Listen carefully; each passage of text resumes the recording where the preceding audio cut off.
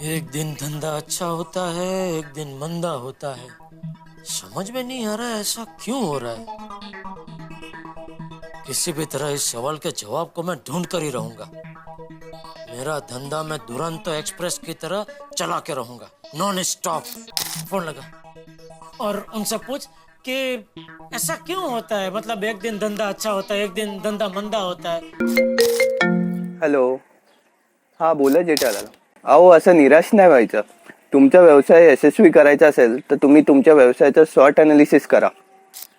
अरे बाबा, short analysis म्हणजे आपल्या व्यवसायाचा आरसा. चला तर मग तुमची समस्या सोडूया आणि तुमच्या गडा इलेक्ट्रॉनिक्सचं विश्लेषण करूया.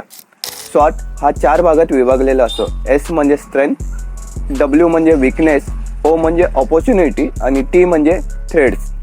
चला तर मग यांचा विचार आपण तुमच्या व्यवसायासाठी करूया. स्ट्रेंथ म्हणजे ताकद. तुमचं दुकान मुंबईमध्ये आहे. तुमची फ्रीज, टी व्ही, वॉशिंग मशीनसाठी रेप्युटेशन आहे. त्याच्यामुळे लोक विश्वासाने तुमच्याकडे येतात. तीच तुमच्या बिझनेसची ताकद आहे. विकनेस म्हणजे कमकुवत बाजू. आता तुमच्या दुकानामध्ये नवनवीन प्रकारच्या इलेक्ट्रॉनिक वस्तू नाहीत, जसं की स्मार्ट होम गॅजेट्स. आजकाल लोकांना सर्व गोष्टी या स्मार्ट लागत असतात. आजकालचे लोक हे स्मार्ट होत चाललेत. आपला कस्टमर स्मार्ट होत आहे, तसं आपणही स्मार्ट झालं पाहिजे आणि त्याच्यासोबत आपला बिझनेसही स्मार्ट झाला पाहिजे. ऑपॉर्च्युनिटी अर्थात संधी. तुम्ही तुमच्या बिझनेसची वेबसाईट बनवू शकतात, ज्याच्यामुळे तुम्ही तुमच्या वस्तू ऑनलाईन विक्री करू शकतात. आजकाल लोकांना सर्व वस्तू या घर बसल्या पाहिजे असतात. तुम्ही तुमची वेबसाईट बनवल्यामुळे तुमच्या एरियातले नाही तर बाहेरचेही लोक तुमच्याकडून वस्तू खरेदी करू शकतील, त्याच्यामुळे तुमची विक्री वाढेल. थ्रेड्स अर्थात धोके.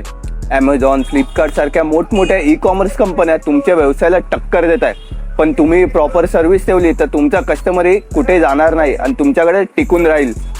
घाबरू नका. शॉर्ट ॲनालिसिस केल्यामुळे तुम्हाला तुमच्या बिझनेसमध्ये स्पष्ट दिसेल की काय सुधारवायचं आहे आणि कुठल्या संधी आहेत.